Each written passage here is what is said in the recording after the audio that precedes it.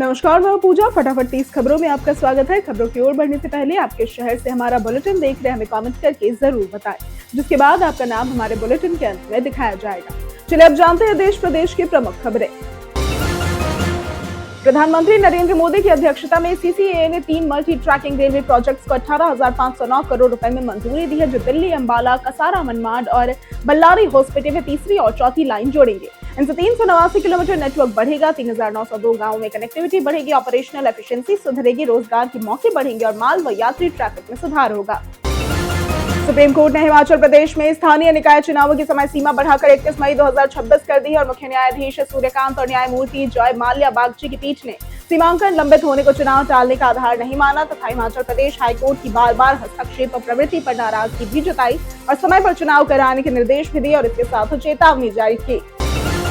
Central Vista पुनर्विकास के तहत नई दिल्ली के कृषि भवन परिसर की 100 वर्ष पुरानी कदीमी मस्जिद पर खतरा बढ़ा है। दिल्ली हाईकोर्ट ने वक्फ बोर्ड की याचिका खारिज की, जबकि CPWD के टेंडर ड्राइंग में मस्जिद नहीं दिखी।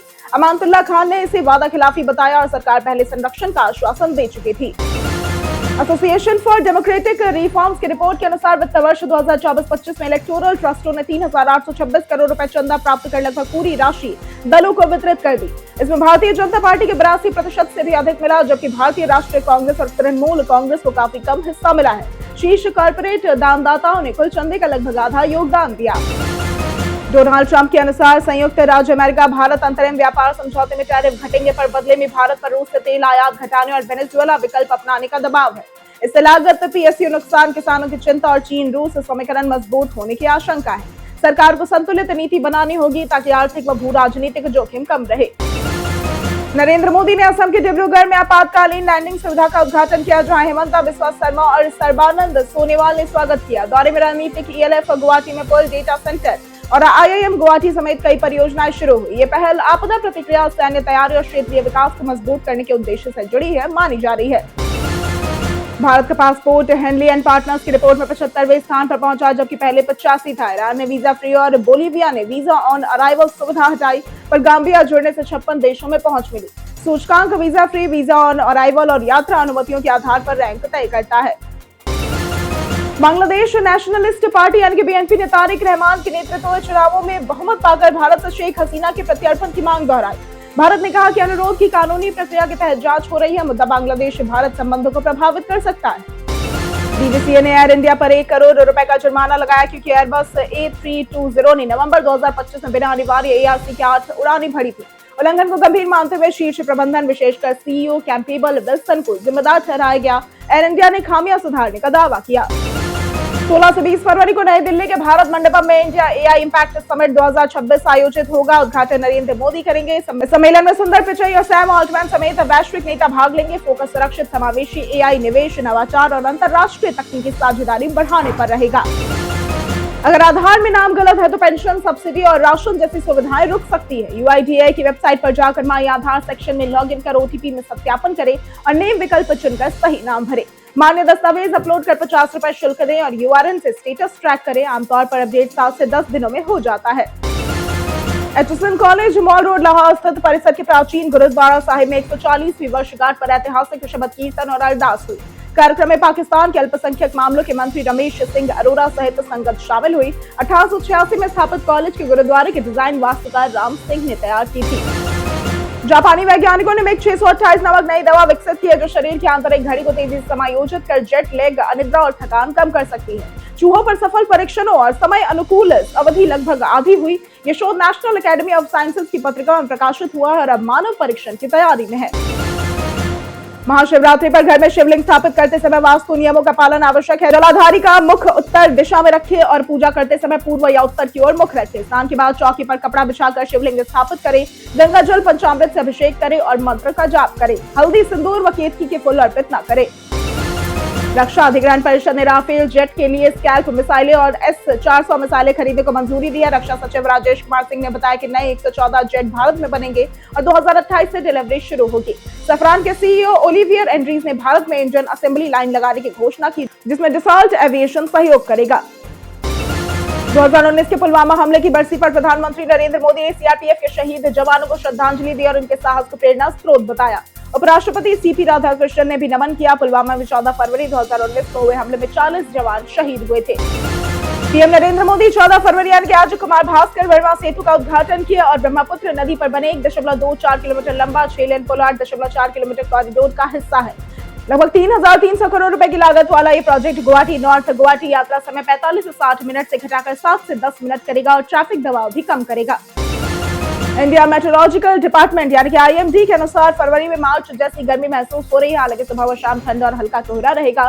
दिल्ली में 15 फरवरी तक मौसम साफ रहेगा और बाद में आंधी बारिश भी संभव है। यूपी बिहार में धूप रहेगी। 17-18 फरवरी को हल्की बारिश हो सकती है। पहाड़ी राज्यों में 16 व 17 फरवरी को भारी बारिश, बर्फबारी और तेज हवाओं का अलर्ट जारी है। रेल मंत्री अश्विनी वैष्णव ने बताया कि 2025 में रेल टिकट आरक्षण व्यवस्था को सुरक्षित बनाने हेतु 3.03 करोड़ संदिग्ध यूजर ID बंद किए गए। दिसंबर 2025 तक 60.43 अरब दुर्भावनापूर्ण बॉट ब्लॉक किए गए हैं। 12,819 संदिग्ध ईमेल डोमेन भी बंद हुए तथा आधार आधारित OTP सत्यापन सहित नई सुरक्षा व्यवस्थाएं लागू की गई। नरेंद्र मोदी ने नई दिल्ली के रायसीना हिल स्थित साउथ ब्लॉक से पीएमओ को नए परिसर सेवा तीर्थ में स्थानांतरित किया। उद्घाटन के साथ सड़क दुर्घटना पीड़ितों के कैशलेस इलाज, लखपति दीदियों का लक्ष्य 6 करोड़, कृषि ऋण लक्ष्य बढ़ाने और स्टार्टअप फंड 2.2 जैसे फैसले लिए गए। रक्षा मंत्रालय ने भारतीय तटरक्षक बल के लिए 8 डोर्नियर 228 विमान खरीदने हेतु हिंदुस्तान एरोनॉटिक्स लिमिटेड के साथ 2,312 करोड़ रुपए का समझौता किया और ये सौदा बाय श्रेणी में रक्षा सचिव राजेश कुमार सिंह की उपस्थिति में हुआ। इन विमानों में आधुनिक ऑपरेशनल उपकरण होंगे जिससे तटरक्षक बल की समुद्री निगरानी और सुरक्षा क्षमता मजबूत होगी। सीएम योगी ने स्वामी अविमुक्तेश्वरानंद विवाद पर कहा कि पदों की मान्यता नियम और परंपरा से तय होती है। कोई स्वयं को शंकराचार्य घोषित नहीं कर सकता। आदि शंकराचार्य द्वारा स्थापित पीठे मानकों से संचालित होते हैं। उन्होंने समाजवादी पार्टी पर भ्रम फैलाने, कानून व्यवस्था बाधित करने और आस्था विकास विरोध का आरोप लगाया। मोटोरोला G35 5G अब Amazon पर 12,500 रुपए से कम में उपलब्ध है। इसमें 6.72 inch FHD plus 20HZ display, Unisoc T760 processor, 4GB RAM boost से 24 GB तक और 128 GB storage, 50 MP plus 8 MP rear camera और 16 MP फ्रंट कैमरा मौजूद है। 5000 mAh बैटरी, डॉल्बी साउंड और एंड्रॉइड 15 साइड फिंगरप्रिंट और IP52 रेटिंग भी feature है। भारत के पूर्व स्पिनर हरभजन सिंह ने पाकिस्तान के खिलाफ कोलंबो में होने वाले T20 मैच से पहले टीम इंडिया को सावधानी बरतने और बिना दबाव के खेलने की सलाह दी। उन्होंने पाकिस्तानी स्पिनर उस्मान तारिक को एक्स फैक्टर बताया। T20 वर्ल्ड कप 2026 में दोनों टीमों ने अब तक 2-2 मैच जीते हैं। भारत ने USA और नामीबिया को हराया, जबकि पाकिस्तान ने नीदरलैंड्स और USA को मात दी। कोलंबो में T20 विश्व कप 2026 में भारत पाकिस्तान मैच से पहले पाकिस्तानी ऑफ स्पिनर उस्मान तारिक चर्चा में है। उनकी रुक कर गेंदबाजी शैली अनोखी है और उन्होंने कम ओवर रेट में प्रभावशाली विकेट लिए हैं। विशेषज्ञों में बहस है कि उनका एक्शन वैध है या नहीं, जबकि अश्विन इसे कानूनी मानते हैं। तारिक की प्रेरणा MS धोनी के फिल्म से मिली। OTT प्लेटफॉर्म हॉटस्टार पर अब रिलीज हुई है डरावनी film the Conjuring last rites, जो द कॉन्ज्यूरिंग यूनिवर्स की आखिरी फिल्म है। फिल्म एड और लोरेन वॉरेन की अलौकिक जांच पर आधारित है और 1986 के मशहूर स्मर्ल हॉन्टिंग केस से प्रेरित है। कहानी एक पुराने आईने के जरिए आने वाली शैतानी ताकतों और उनके खतरनाक प्रभाव पर केंद्रित है। फरवरी 2026 में बॉलीवुड सिंगर अरिजीत सिंह ने अचानक प्लेबैक सिंगिंग से रिटायरमेंट की घोषणा की और इसके बाद उन्होंने अपने पहले इंडिपेंडेंट ट्रैक भक्ति गीत ओ शिव मेरे को रिलीज किया। आम रोमांटिक और डांस नंबर से अलग ये गीत आध्यात्मिक थीम पर आधारित है। सोशल मीडिया प्रमोशन के बिना भी ऑनलाइन वायरल हुआ और फैंस ने इसका स्वागत किया। रेलवे भर्ती बोर्ड ने NTPC CBT 1 परीक्षा 16 से 27 मार्च 2026 तक आयोजित करने की तिथि जारी की और एडमिट कार्ड परीक्षा से 4 दिन पहले उपलब्ध होंगे। आधार बायोमेट्रिक सत्यापन अनिवार्य है। चयन प्रक्रिया में 2 चरणों की CBT, skill aptitude test, document verification और मेडिकल शामिल है। नेगेटिव मार्किंग 1/3 अंक होगी। हरियाणा कर्मचारी चयन आयोग ने वन विभाग में 779 फॉरेस्ट गार्ड पदों के लिए भर्ती नोटिफिकेशन जारी किया है। आवेदन 23 फरवरी 2026 तक ऑनलाइन किए जा सकते हैं। योग्यता 12वीं पास, सेट 2025 में उत्तीर्ण और आयु 18 से 42 वर्ष है। चयन CET स्कोर, लिखित परीक्षा, PMT व PET और डॉक्यूमेंट वेरिफिकेशन पर आधारित होगा। वेतन 21,700 से 69,100 रुपए निर्धारित है। रक्षा मंत्रालय ने भारतीय तटरक्षक बल के लिए HAL से 8 डोर्नियर 228 विमान 2,312 करोड़ रुपए में खरीदे और आर्थिक मामलों की कैबिनेट ने असम में भारत की पहली 34 किलोमीटर लंबी under water twin tube road cum rail tunnel परियोजना को 18,662 करोड़ में मंजूरी दी। इससे यात्रा समय घटेगा, कनेक्टिविटी बेहतर होगी और नॉर्थ ईस्ट में पर्यटन, व्यापार व रणनीतिक लिंकेज मजबूत होंगे। बीते दिन बहुत से लोगों ने हमारे सवाल का जवाब दिया था। जिन लोगों ने हमारे सवाल का जवाब दिया था उनके नाम है अमित कुमार, नौशाद रजा, संजीव कुमार, ललित कुमार, ओम प्रकाश सिंह, अर्जुन राम, राजन कुमार, दीपक कुमार, बलराम सिंह, विजय सिंह, सोनाली कुमारी, पप्पू सिंह, राहुल राज, राजेंद्र तांती, उमेश कुमार और संतोष कुमार।